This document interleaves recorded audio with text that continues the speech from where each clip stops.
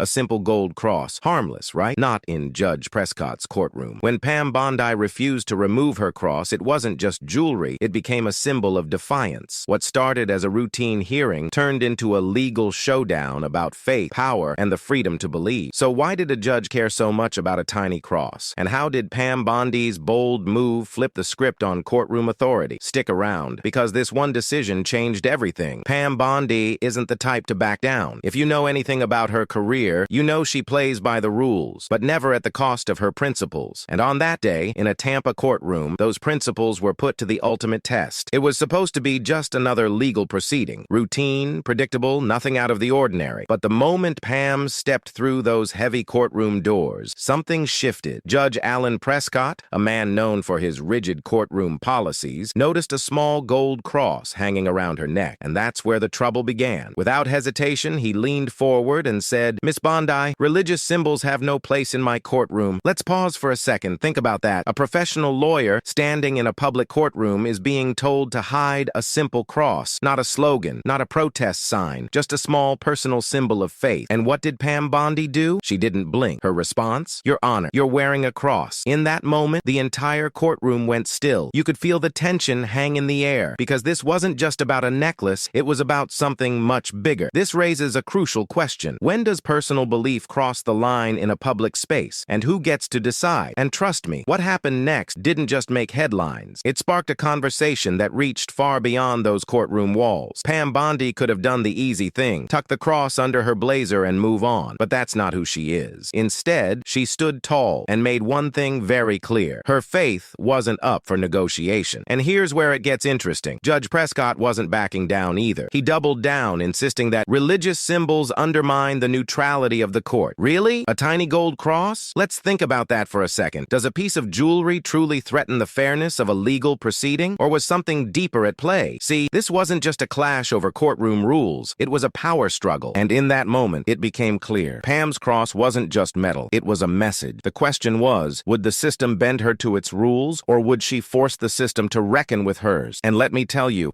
Pam Bondi had no intention of backing down. Stay with me, because what she did next, it turned the entire courtroom upside down. At this point, the air in the courtroom was heavy. Everyone expected Pam Bondi to fold, to apologize, to remove the cross, to move on. But if you followed her career, you know that's not how she operates. Instead, she did something no one expected. She pushed back. Pam calmly adjusted her blazer, locked eyes with the judge, and said, "With all due respect, Your Honor, if my cross threatens the court's neutrality, why is yours acceptable?" Boom. The room shifted. You could practically hear the whispers. And here's where things got even messier. Judge Prescott was wearing a cross himself. Let that sink in for a second. The very symbol he called inappropriate was hanging around his neck. The irony? It was impossible to ignore. Now, if you're wondering why this moment mattered so much, consider this. When a judge enforces rules, those rules should apply equally to everyone. Otherwise, it's not about neutrality, it's about power. And Pam, she wasn't about to let that slide. But standing your ground in a courtroom comes with consequences. And for Pam Bondi, those consequences were just beginning. And trust me, the next move Judge Prescott made, it only fueled the fire. Judge Prescott wasn't used to being challenged, especially not by a lawyer who refused to back down. And Pam Bondi, she wasn't about to give him the satisfaction of folding under pressure. So what did the judge do next? He made it personal. With a cold, deliberate tone, he said, "Miss Bondi, either remove the cross or face legal consequences for disregarding courtroom neutrality." Let's pause here for a second. Think about the weight of that threat. A respected attorney, someone who spent years upholding the law, was now being threatened with a fine and potential disciplinary action, and all because of a small gold cross. But here's what Judge Prescott underestimated. Pam Bondi wasn't just defending herself.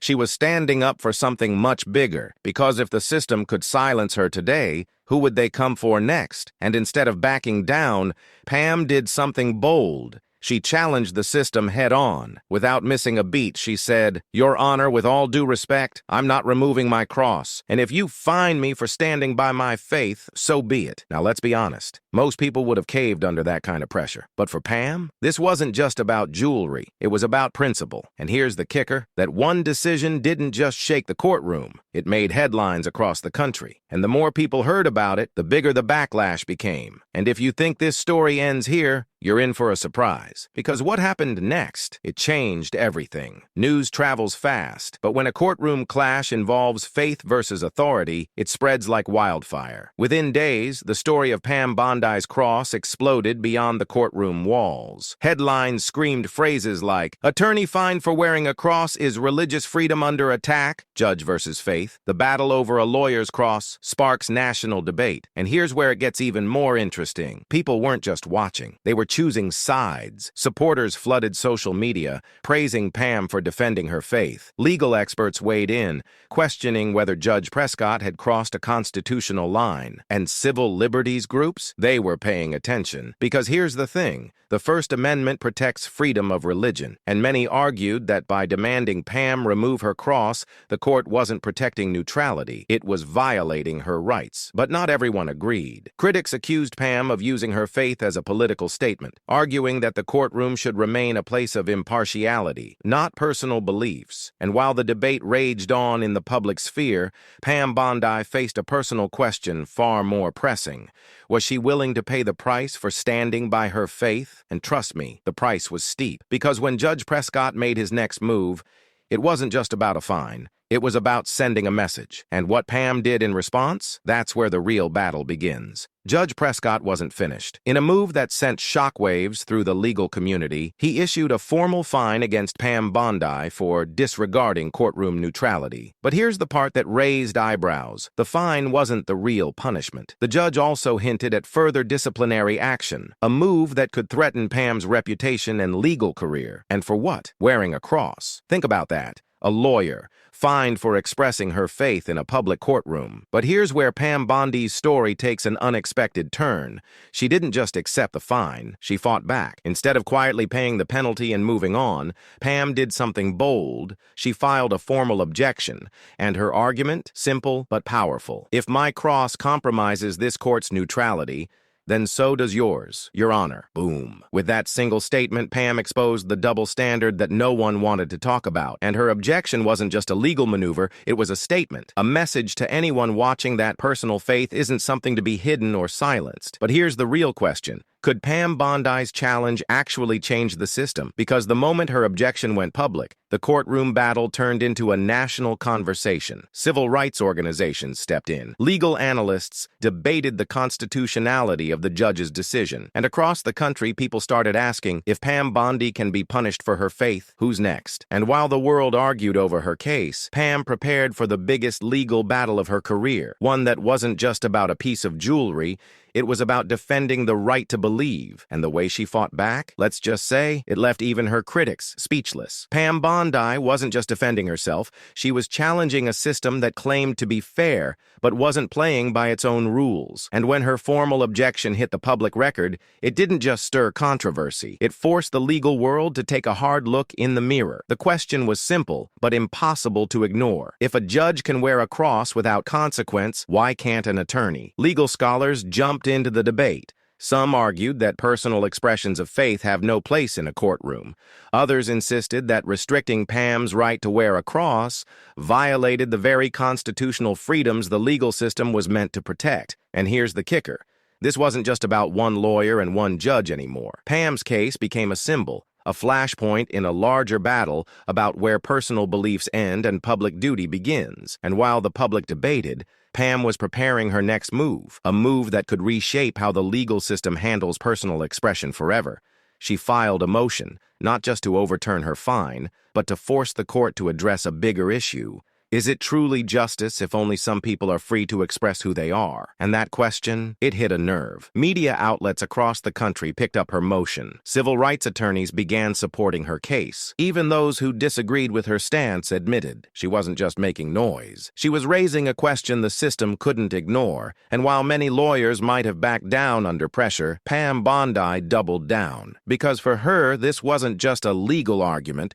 It was a fight for something bigger. But here's where things got even more intense. Judge Prescott wasn't about to let her win without a fight, and his next move, it made the stakes higher than ever before. Judge Prescott wasn't done. If Pam Bondi thought her objection would force the system to back down, she was wrong. In a move that stunned legal observers, Prescott refused to overturn the fine and hinted that her defiance could lead to a formal review of her conduct by the State Bar Association. Let that sink in. Pam Bondi's entire legal career was now on the line. And here's the thing. This wasn't just about a courtroom dress code anymore. It was about whether someone could be punished for expressing their personal beliefs while doing their job. But Pam, she didn't blink. Instead of caving to the pressure, she made a public statement that only fueled the fire. If defending my faith costs me my career, that's a price I'm willing to pay. And with those words, the fight became personal for thousands of people watching. Letters of support flooded her office from fellow attorneys, faith leaders, and everyday citizens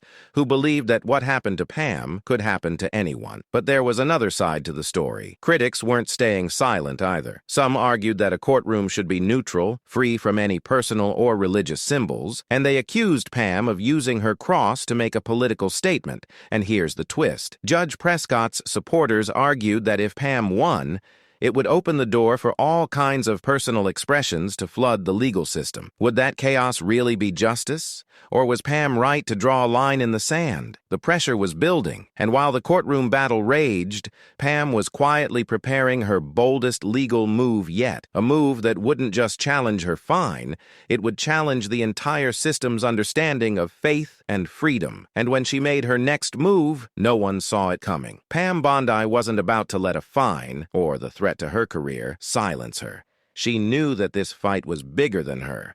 If the system could punish her for wearing a cross today, what would stop it from stripping others of their rights tomorrow? So, she did what no one expected. She filed a federal lawsuit. Her argument? The court's demand violated her First Amendment rights, plain and simple. And here's where things got even more interesting. Pam's case wasn't just about her anymore. It became a legal battle with national implications. Think about what was at stake. If Pam lost, it would set a precedent, giving courts across the country the power to police personal expressions of faith. But if she won, it would reaffirm the right to bring your beliefs with you, even into the most powerful institutions. And Pam didn't hold back. In her legal filing, she made one point crystal clear. Faith is not a costume you can take off when it's inconvenient. It's who you are, and no system has the right to erase that. Her lawsuit triggered a legal firestorm. National organizations jumped into the fight on both sides. Religious liberty advocates called Pam's case a defining moment for freedom of expression. Civil rights groups warned that allowing personal symbols in courtrooms could blur the line between personal belief and public duty. And while legal experts debated the finer points, one thing was certain. This case was heading for a showdown that could change everything. But here's the wild part. Pam wasn't just fighting a legal battle. She was taking on a culture that increasingly viewed public expressions of faith as a problem to be solved. And the next twist? It shocked everyone, including Judge Prescott. Trust me, you're going to want to hear what happened next. Just when everyone thought they had seen it all, Pam Bondi's case took a turn no one expected. In a surprising move, a coalition of high-profile attorneys, including former federal judges and constitutional law scholars, filed briefs supporting Pam's argument. Their message was clear. If the legal system starts punishing people for expressing their faith, it's no longer about neutrality, it's about control. And here's the kicker. One of those briefs came from a former U.S. Supreme Court clerk who warned that if Pam's punishment stood, it would open the floodgates for courts to silence any belief they found inconvenient. The pressure on Judge Prescott's courtroom was mounting. This wasn't just a local dispute anymore. It was a national battle over personal freedom. And then, Pam Bondi did something even bolder. She requested a public hearing on her objection, forcing the court to defend its position in front of an audience. Why does that matter? Because public hearings don't happen behind closed doors. Every word, every argument, and every decision would be on record for the entire world to see. And suddenly, the case wasn't just about Pam Bondi's cross. It was about whether the justice justice system itself could withstand public scrutiny. And here's where things got really uncomfortable for Judge Prescott, because as soon as the public hearing was announced, his own personal bias came under the spotlight. Critics pointed out that Prescott's demand wasn't consistent. If courtroom neutrality was the goal,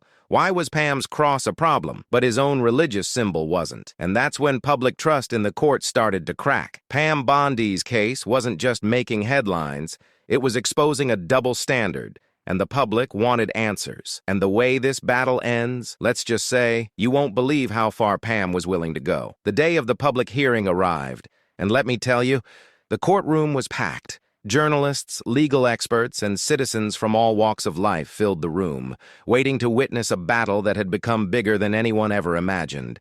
And right in the center of it all, Pam Bondi. Calm, confident, and completely unapologetic. When the hearing began, Judge Prescott wasted no time. He stuck to his argument. This courtroom must remain neutral, and any display of personal belief undermines that neutrality. Sounds official, right? But Pam wasn't buying it, and when it was her turn to speak, she didn't hold back. Her voice steady, she said, "Your Honor, if a simple cross threatens the integrity of this courtroom, then perhaps the problem isn't the symbol, it's the fear of what it represents." Boom. The room went silent, and Pam wasn't done. She pointed out the elephant in the room, the double standard that Judge Prescott himself had created. If neutrality is the goal, then why is it acceptable for some to display their beliefs while others are punished for doing the same? Mic drop. For the first time, Judge Prescott looked uncomfortable. And he had every reason to be, because Pam Bondi had exposed a truth he couldn't deny. But here's where it gets even more intense. Pam wasn't just fighting for herself. She argued that if this court could strip her of her right to express her faith, no one was safe. And she ended her statement with a line that would be quoted in headlines across the nation. If justice is blind, then no one's beliefs should be treated as invisible. And that line, it struck a nerve, because suddenly this wasn't just about Pam's cross. It was about whether freedom itself had a place in the very system designed to protect it. And while the world waited for Judge Prescott's ruling, one thing was crystal clear. Pam Bondi wasn't backing down. And when the final verdict came in, it sent shockwaves across the entire legal system.